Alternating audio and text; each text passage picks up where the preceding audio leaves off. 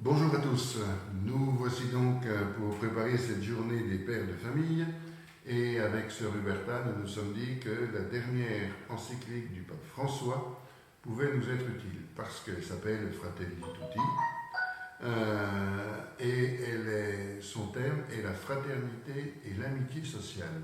C'est quand même assez important et c'est rare d'avoir ce titre-là de la part d'un pape. Alors, cette encyclique, qui est une lettre adressée à tous les catholiques, à tous les hommes de bonne volonté, a été signée non pas à Rome, comme habituellement les encycliques sont signées, mais à Assise et la veille de la Saint-François, le 3 octobre. Elle est longue, mais intéressante.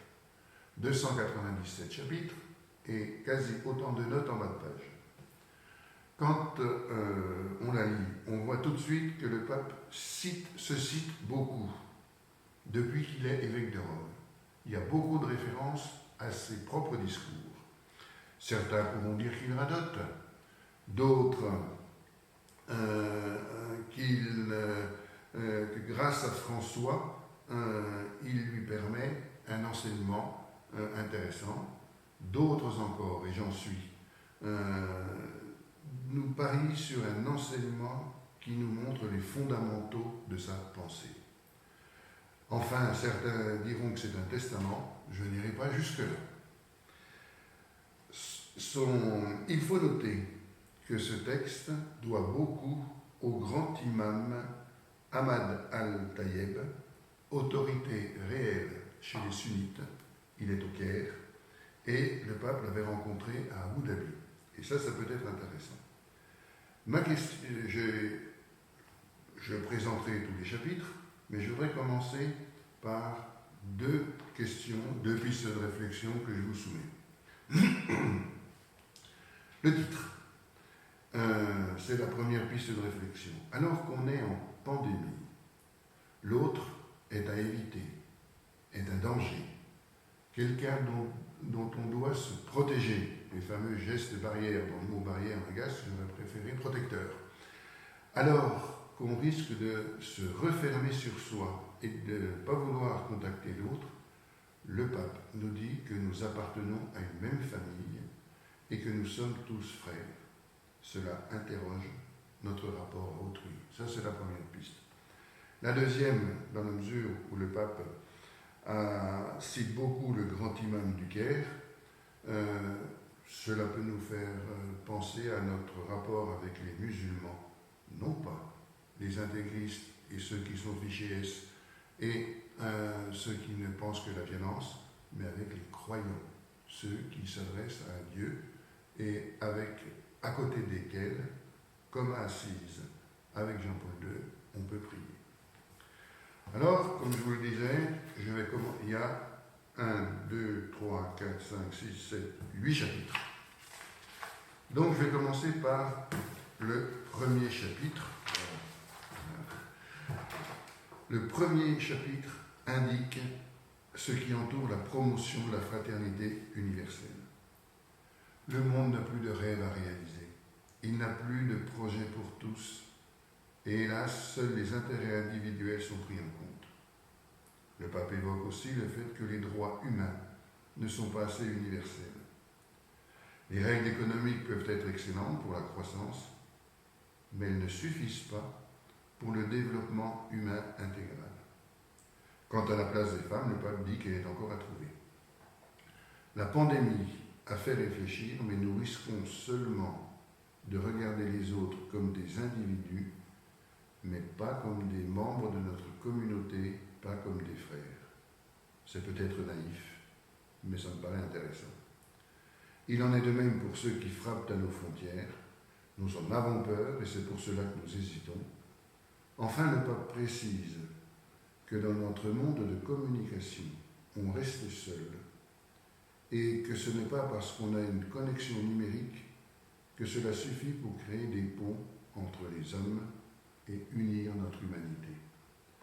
Et c'est la troisième piste de réflexion que je vous offre. C'est en particulier dans ce paragraphe que notre cher M. Mélenchon a loué le pape. Mais il a réécrit la pensée du pape et les phrases du pape avec le logiciel La France Insoumise. Et c'est quand même pas génial. il reste quand même quelque chose. Quel est le rêve que nous avons pour nous, pour nos enfants et notre famille, pour notre pays? On a besoin d'utopie, on a besoin de rêves pour bien vivre. Et en avons-nous un qui soit différent de gagner de l'argent, protéger ma famille, ce qui est tout à fait logique, mais en avons-nous un? On a eu des utopies dévastatrices comme le communisme et le nazisme, mais quel est notre rêve? Le deuxième chapitre est un commentaire de la parabole du bon samaritain. Avec beaucoup de citations bibliques, le pape remarque que le souci de l'autre est un devoir majeur. Il s'identifie à l'homme abandonné, montre que la seule issue pour reconstruire une fraternité est d'imiter le bon samaritain, dans les petites choses d'abord. Il faut le faire sans cesse, recommencer, nous faire proches de ceux qui souffrent et nous laisser interpeller par eux. Ces deux premiers chapitres nous font nous interroger en ce temps de Toussaint. Comment regardons-nous la réalité qui nous entoure? Quels soins prenons-nous, non pas de l'autre en général, mais de ceux qui, géographiquement proches de nous, ont besoin d'aide et d'écoute? Il est clair qu'on a plus de facilité à aimer le petit Chinois ou le petit Africain qu'on aide avec de l'argent que notre voisin qui est embêtant. Quatrième piste de réflexion, je suis très content que le pape se mette à la place du bon samaritain. Mais il y a une petite chose que j'aime bien souligner dans cette parabole. Si nous nous mettons à la place du blessé, nous sommes en bonne santé, nous nous faisons attaquer, nous nous réveillons dans l'hôtel et nous n'avons rien vu de ce qui s'est passé entre-temps. Or, quelqu'un s'est arrêté et nous a vus, nous a soignés et a fait tout pour que nous guérissions.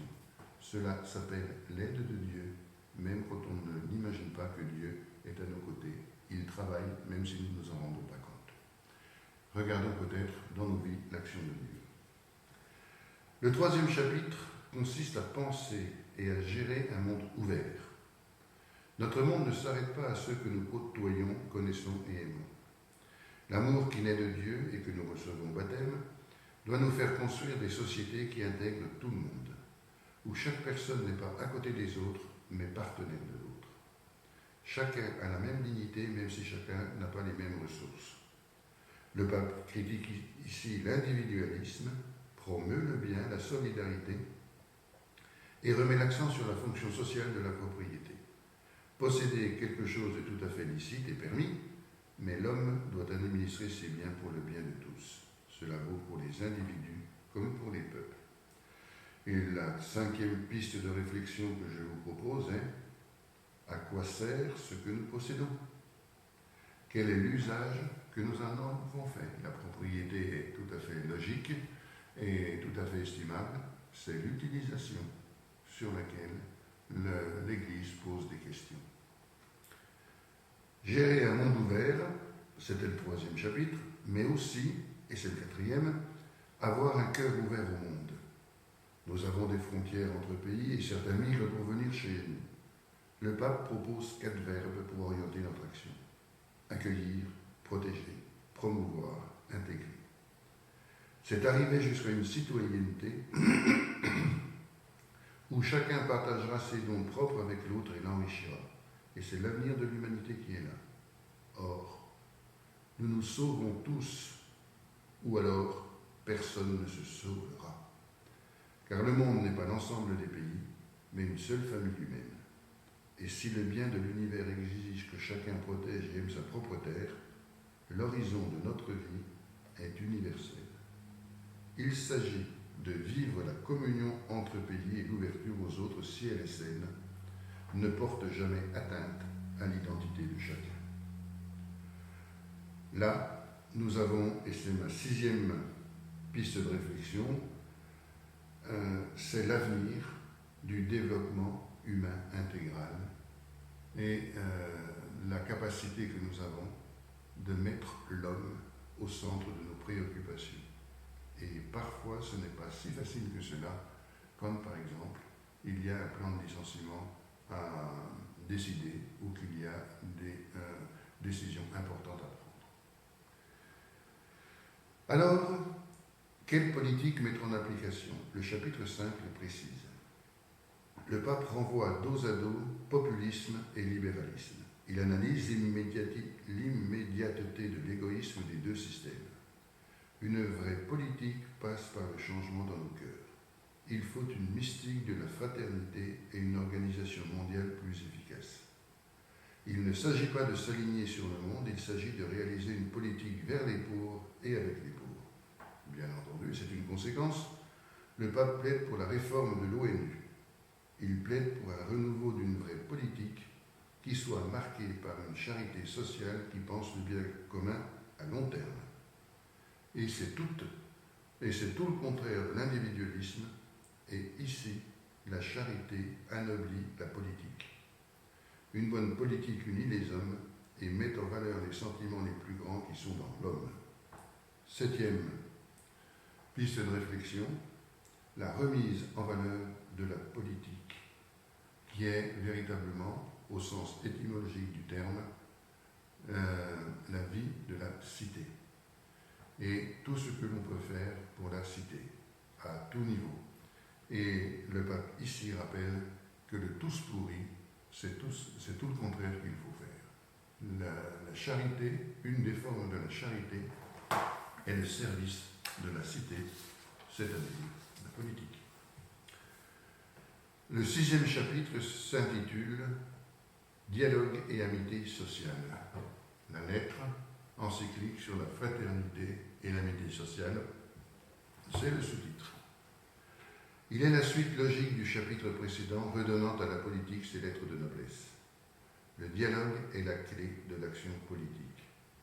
Il est indispensable pour construire en commun une société et ne peut se faire qu'en vérité. Ainsi, il permettra d'éviter les relativismes et de favoriser un consensus. Pour le pape, la vie est l'art de la rencontre. Même s'il y a des désaccords dans la vie, il parle de culture de la rencontre, du bonheur de rencontrer l'autre différent et de cultiver la bienveillance. 7e piste de réflexion. La politique entend l'art de la rencontre et non de l'affrontement violent et stérile. Nous l'avons vu avec le premier dialogue dans la campagne électorale américaine. Cela ne sert à rien. Là, le pape nous rappelle qu'il est nécessaire de bâtir, et je le cite, une architecture de paix et non de tout faire pour le rendement économique ou le retour sur investissement financier. Bâtir une architecture de paix, c'est mondial dans la pensée du pape, mais ça peut être dans chacune de nos vies. Alors, l'avant-dernier chapitre. Et là, il propose des parcours de paix pour que l'humanité se retrouve. Il faut partir de la vérité, travailler ensemble, bâtir une architecture de paix, de manière certes artisanale, mais qui intègre tout le monde, y compris et surtout les plus petits. Il met l'accent sur la valeur et le sens du pardon. Et là, c'est un des passages magnifiques. Le pape sait que le conflit est inévitable, que parfois, avant de pardonner, il faut que la vérité se fasse, en particulier envers ceux qui méprisent la dignité de l'autre. Mais il le redit. Le pardon est l'horizon ultime. Ce qui ne doit jamais primer, c'est l'oubli qui est tout sauf le pardon. À la fin de ce chapitre, il argumente sur deux aspects, la guerre et la peine de mort, qu'il souhaiterait voir ne plus exister, car ce sont des attitudes qui sont de fausses réponses. Et là, il est très clair sur la guerre et sur la peine de mort. Alors, nous avons donc cette encyclique qui se termine avec un chapitre sur le rôle des religions au service de la fraternité dans le monde. Les religions sont un bien pour notre société, et en ce qui concerne le christianisme, le pape rappelle que l'Église doit être une famille parmi les familles, une maison avec des portes ouvertes, Et si l'Église ne rejette rien de ce qui est vrai et saint dans les autres religions conformément à Vatican II, elle trouve que la source de la dignité humaine et de la fraternité est dans le Christ. Bien sûr, les religions doivent pouvoir être vécues dans la liberté et dans la paix. Mais il nous offre comme conclusion la figure de Charles de Foucault et une superbe prière écuménique qui clôture cette encyclique et que je vais vous lire. Seigneur et Père de l'humanité, toi qui as créé tous les êtres humains avec la même dignité, insuffle en nos cœurs un esprit de frères et de sœurs. Inspire-nous un rêve de rencontre, de dialogue, de justice et de paix. Aide-nous à créer des sociétés plus saines et un monde plus digne, sans faim, sans pauvreté, sans violence, sans guerre.